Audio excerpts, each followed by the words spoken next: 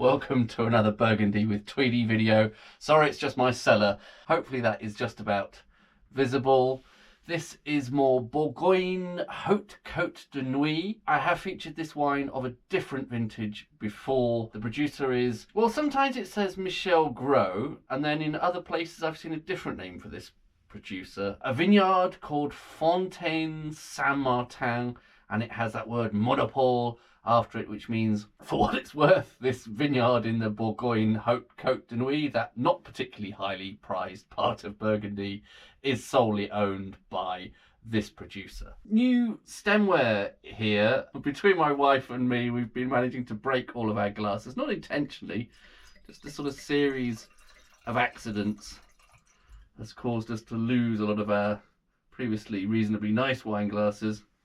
I bought this, I don't really like this, to be honest. I think that is too big a bowl and the whole thing just looks incredibly fragile, and I doubt this glass is going to survive a lot of usages. Quite like that nose. It's relatively delicate, but I'm getting some cherry and some other red berries, possibly red currants, and it's nice and clean fragrance to it. Possibly helped by the fact this is a brand new glass that I've just washed meticulously.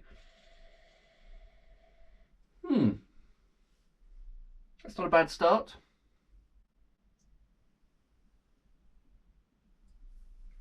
Quite savoury on the palate and quite dry. Perhaps expected a tiny bit more fruit presence after that nose.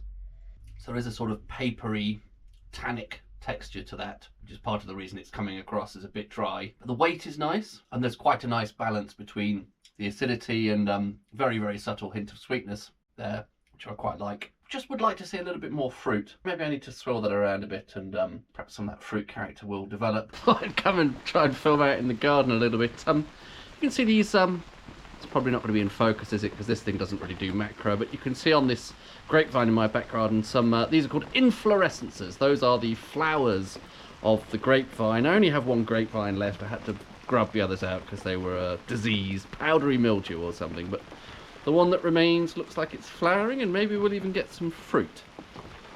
None of that particularly relevant. I thought this has developed in a slightly interesting way, actually. I'm getting some, I wouldn't exactly say fruity notes on the nose now, but things like cola nut and dandelion and burdock, sort of old-fashioned fizzy drink type aromas there. But then on the palate, there is now a little bit of cherry.